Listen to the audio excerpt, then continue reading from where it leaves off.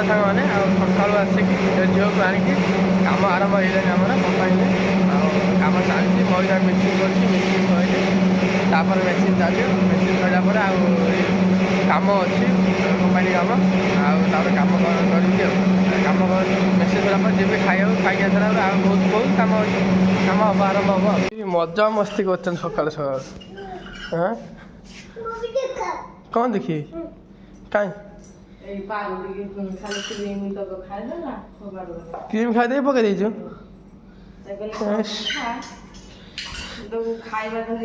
ତ ଖାଇସାରିଲୁଣି? ଆଉ ହଁ ମା ପୁଅ ଶୋଇକି ରହିଥିବ। ଝାଡ଼ା କଲା, ତାକୁ ବୋହିକି ଆଇଲି, ତାକୁ ଦାନ୍ତ ଘଷିଲା, ତାପରେ କ'ଣ ଏଇଟା ତ ଖାଇବାକୁ ଆଇଲା ବେଳକୁ କହୁଛି ନା ନା ମୁଁ ଖଇନି ଖାଇଛି। ତମଠୁ ଶିଖି ଯାଇଛି, ତମକୁ ଯାହା ରାତିରେ ଖାଉଥିବ ଯେତେବେଳେ ନା ନା ମାନେ ସାରିକି ଏବେ ଯାଉଛି ଟିକେ ଉପରକୁ ଆସିସାରିଲିଣି। ଖାଇଦେବା, ଖାଇଦେଇକି ଯିବା ପୁଣି କାମ କରିବା। ଆଉ କାମ ଅଛି। ଓ ସଜବାଜ ହଉ କେମିତି ସକାଳୁ ବାସି କାମ ସାରିକି ସଜବାଜ ହେଉଛନ୍ତି ଏଠି। ଆଉ ରୋଷେଇବାସ ହେଇଛି ନା ନାଇଁ? ହେଇଛି ନା? ଦିଅନ୍ତୁ ଖାଇବାକୁ ଦିଅନ୍ତୁ। ଭୋକ ଲାଗିଲାଣି ଜୋରରେ, ଦେହ ହାତ ଥଇଲାଣି ପୁରା।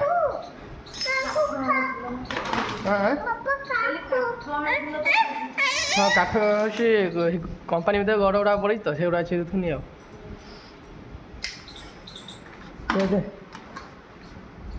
ମାନେ ମେକଅପ୍ ସରିଲା, ଏବେ ଯାଉଛି ଖାଇବା ନେଇକି ଆସିବ। ମେକଅପ୍ ନହେଲେ କ'ଣ ରୋଷେଇ ନ କଲେ କ'ଣ ତରକାରୀର ଟେଷ୍ଟ ହେବ ନା କ'ଣ ଜାଣିପାରେନି। ଅଧିକାଂଶ ଦେଖିଛି ମାନେ ସଜବାଜ ହେଇସାରି ତାକୁ ଯାଆନ୍ତି ରୋଷେଇ କରୁ, ରୋଷେଇବାସ କରନ୍ତି। ମେକଅପ୍ ହେଇକି ରୋଷେଇ କଲେ ଟେଷ୍ଟ ହେବ, ତରକାରୀ ଭାତ ତରକାରୀ ସେ ଟେଷ୍ଟ ହୁଏ ବୋଧେ ନା? ସିନ୍ଦୁର ଟିକିଲି ଲଗେଇବ, ମୁଣ୍ଡଟା ବୁଡେଇବ, ଏଇଟା ମେକଅପ୍। ଓହୋ ସିନ୍ଦୁର ଟିକିଲି। ସିନ୍ଦୁର ଟିକିଲି ଲଗେଇବ, ମୁଣ୍ଡ ବୁଡେଇବ, ଏଇଟା ମେକଅପ୍।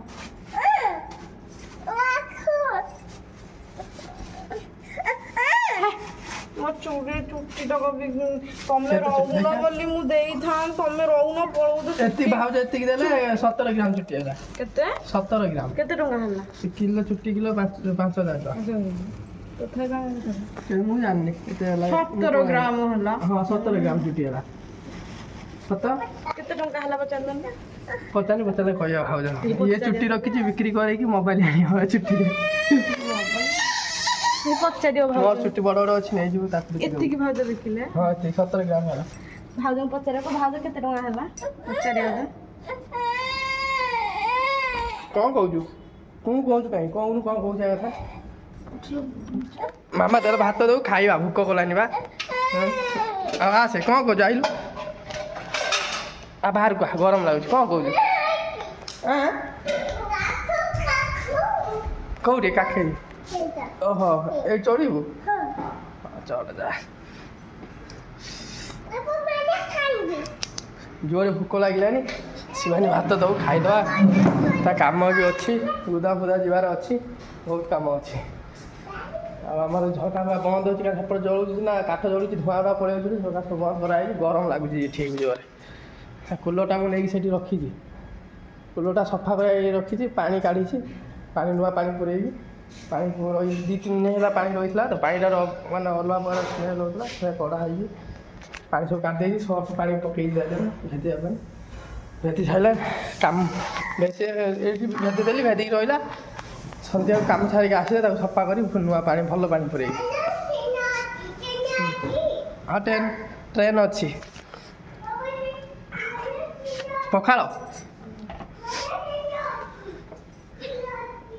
ଆଜି ଲେଟ୍, କାମ ଆଜି ଟିକେ ଲେଟ୍ ହେଇଲା ଯେ, ମାନେ ଭୋକ ଲାଗିଲାନି ଜୋର ଟିକେ। ଆଉ ବନ୍ଧାକୋବି ଆଣିଛି ନା, ରୋଷେଇ କରିବୁନି ନା କ'ଣ? ମିଲ୍ ମିକର କରିବୁ? କ'ଣ ଆଣିଥିଲି ଯେଉଁ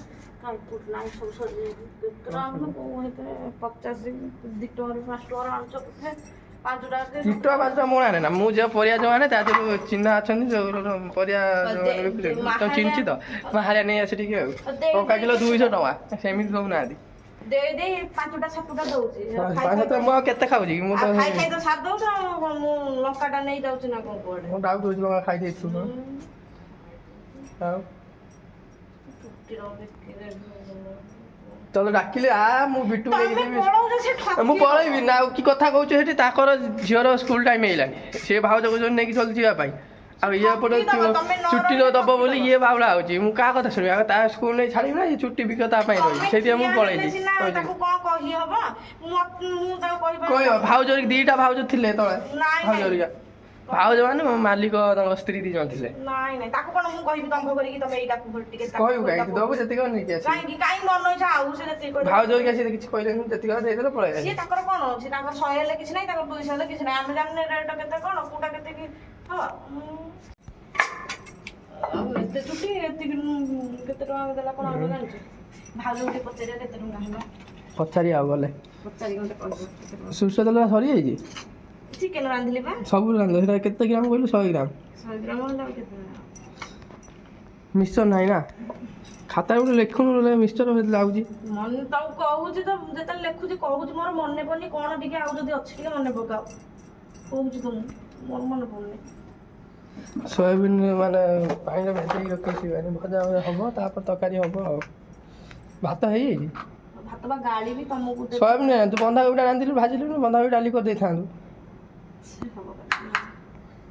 ରହି ରହି ନଷ୍ଟ ହଉଛି ପରିବା ଗୁଡାକ କହିଲିନି ତୁ ରୋଷେଇ କରୁଛୁ ମୁଁ ରୋଷେଇ କରୁଛି ନାଇଁ ତମେ ଯଦି ଖାଇବାର ଇଚ୍ଛା ଥିଲା ବନ୍ଧାକୋବି ଡାଲି କହିବ ନା ଆଉ ହବ ଏଇ ଯୋଉ କଣ ଆଳୁ ରେଡି ହେଇଗଲା ଲୁଣ ଡବାଟା କଣ ହେଲା ମୁଁ ପାଉନି ତମେ ନେଇ ଯାଉଛ ସବୁବେଳେ କାହିଁକି ହେପଟେ ରଖି ଦଉଛ ଲୁଣ ଡବା ଖିଆ ହଉଛି ମୁଁ କାଇଁ ତୁ ସେପଟେ ଖିଆ ହଉଛି ତମେ ଖାଇସାରିକି ଆଣିକି ରଖୁନ କଣ ଆଉ ଦେବିନି ଲୁଣ ଡବା ରାତିରେ ତମେ କେମିତି ତମ ଯଦି ନିଜେ ଉଠେଇକି ନ ଆସିକି ରାତିରେ ଏଇଠୁ ଲୁଣ ଡବା ନ ନେଇକି ଭାତ ଖାଇବ ତିନି ଗୋଡ଼ ପାଖରେ ରଖିଲା ଖାଇ ଦଉଛ ବାସନ ଉଠେଇକି ନେଇକି ରଖି ଦଉଛ ଡବାଟା ଏପଟେ ରଖୁନ ସବୁବେଳେ ହଇରାଣ ସବୁବେଳେ ଗୋଟେ ଦି ପରେ ରୋଷେଇ କଲା ବେଳକୁ ଡବାଟା ଏପଟେ ଥୁଆ ସବୁ ତ ମୁଁ କରୁଛି ଆଉ ତୁ କିଛି କରନା ତୁ ଲୁଣ କଣ ଖାଉଛୁ ଲୁଣ ବି ଖାଉନା ମୁଁ ଖାଇଲେ ହେଲେ ତମେ ସକାଳେ ଏପଟେ କେମିତି ଧରିକି ପଳେଇବ ଖାଲି ସବୁବେଳେ ଖୋଜିଲା ବେଳକୁ ମଣିଷ 1000 ଥର ଉଠୁଥିବ ଏଇଠି ହଉ ଦେ ହେଇଗଲା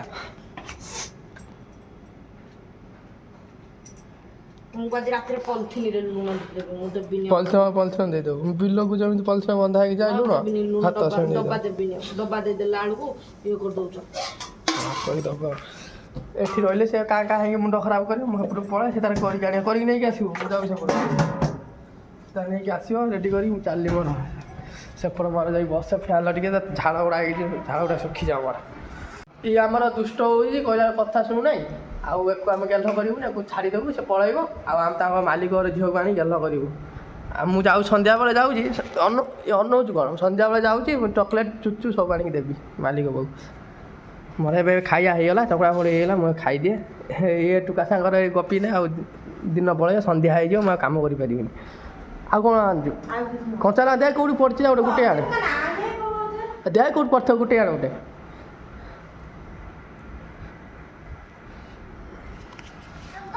ତାହେଲେ ଖାଇଦେବା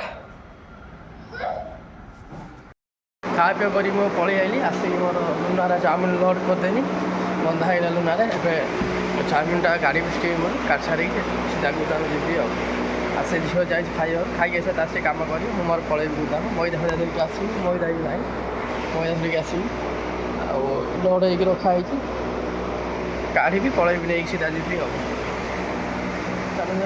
ଏଠି ଯେଉଁଟା ଅଳ୍ପ କାମ ଅଛି ଯେଉଁଟା ସାରିଦେବା ସାରି ଦେଇକି ଯାଉ ବାହାରିକି ଯିବି ଗୁଦାମ ରାକ୍ଷୀ ଦୋକାନ ସବୁ ଲାଗିଗଲାନି 4-5ଟା ରାକ୍ଷୀ ଦୋକାନ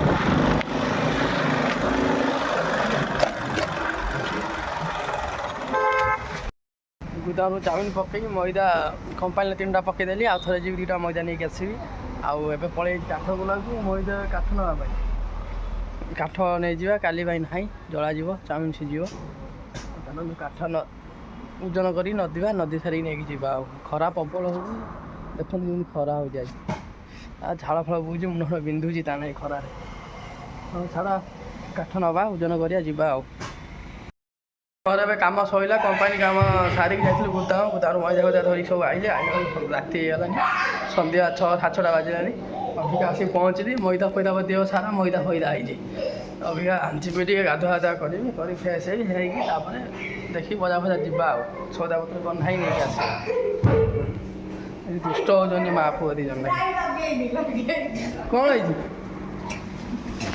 ହଁ ଏମିତି କାହିଁକି ହେଉଛି ଉକାଳୁଛି କ'ଣ ଭାଇ କ'ଣ ହେଲା ଲୋ ନାଇଁ ନାଇଁ କିଛି ନାହିଁ କିଛି ନାହିଁ ତମେ ଏମିତି ହଉଛୁ କ'ଣ ପାଇଁ ହାଁ ମାରିଦେଲି ଟିକେ ନମ୍ବର ହାଁ ନାକରେ ମାରିଦେଲି ଟିକେ ନୁଙ୍ଗୁଇଟେ ପୁରା ପଇସା ଆଇଲା ଗୋଟେ କ'ଣ ଡାଟା ଏମିତି ରିଚାର୍ଜ କରିଦେଇଛୁ ରିଚାର୍ଜ କ'ଣ ଏବେ କରିଛି ନା ଆଉ 10-15 ଦିନ ହେଲା 10-15 ରିଚାର୍ଜ କରିଦେଇଛୁ କୋଉଦିନ ରିଚାର୍ଜ ନାହିଁ କିଏ ଗଲା ରିଚାର୍ଜ ମାନେ ପଇସା ଆଣିକି ବାପା ମାନେ ମୋ ଶ୍ୱଶୁର ପଇସା ଆଣିକି ରିଚାର୍ଜ କରିଦେଉଛୁ ମୋତେ କହି ରିଚାର୍ଜ କରିଦେଉ ରିଚାର୍ଜ ନାହିଁ ବୋଲି କିଏ କହିଲା ତୋର ରିଚାର୍ଜ ନାହିଁ ମୋ ବାପା ଯାହା ପଇସା ପଠେଇଲେ ଆଉ ଟଙ୍କାଟେ ବି ଖର୍ଚ୍ଚ କରିବିନି ଆଉ ସବୁ ରଖିବି 5,000 ଟଙ୍କା କରିବି ମୋ ବାପା ପାଇଁ ଘରୁ ଗଲାବେଳକୁ ଗୋଟେ ଜିନିଷ ନେଇକି ଯିବି ତମକୁ ମାଗିବିନି ମୋ ନିଜ ପଇସାରେ ନେଇକି ଯିବି ମୋ ବାପା ପାଇଁ ନିଜ ପଇସାରେ ନେଇକି ଯିବି କାହିଁକି ନା କ'ଣ ତମେ ଦେଲେ ଖୁଣ୍ଟା ଦେଇକି କହିବ ନା ମୁଁ କଥା ପଡ଼ିଲା ବେଳେ ଖୁଣ୍ଟା ଦେଇକି ତୋ ବାପାକୁ ମୁଁ ଦେଇଥିଲି ଇଏ କରିଥିଲି ମୁଁ ନେଇକି ଯିବି ଗୋଟେ ମୋ ବାପା ପାଇଁ ସେମିତିଆ ଜିନିଷ ଗୋଟେ ନେଇକି ମୋବାଇଲ 5,000 ଟଙ୍କା ପଡ଼ିବ ସେ ଏବେ ମାନେ ଯୋଉ ଜିନିଷଟା ତା ପାଖରେ ଅଛି 1,000 ଥର ତାର ଖରାପ ହଉଛି ତାକୁ ଗୋଟେ ଭଲ ଜିନିଷଟା ଦେବି 5,000 ଟଙ୍କା ପଡ଼ିବ ଗୋଟେ ଜିନିଷ ଦେବି ମୋ ପଇସାରେ ଦେବି ଆଉ ଟୋଟାଲ ଖର୍ଚ୍ଚ କରିବି ତମକୁ ମାଗିବିନି ତମକୁ ମାଗିଲେ କିଏ ହବ ପରେ ଖୁଣ୍ଟା ଦବ ତୋ ବାପାକୁ ଦେଇଥିଲି ତୋ ମାଆକୁ ଦେଇଥିଲି କେତେ କଥା କହିବ ନିଜ ପଇସାରେ ନେଇକି ଠିକ ବୁଝୁଛି ପିଲାଟା ବୁଝୁଛି ତ ମୋତେ କାହିଁ କହୁଛ ମୁଁ କହିଲି ମୋ ବାପା ପାଇଁ ଗୋଟେ ଜିନିଷ ନେଇକି ମୁଁ ପଇସା ଆଉ ଖର୍ଚ୍ଚ କରିବିନି ଜମା ମୋ ବାପା ଯାହା ସବୁ ରଖିବି ଜିନିଷ ନେଇକି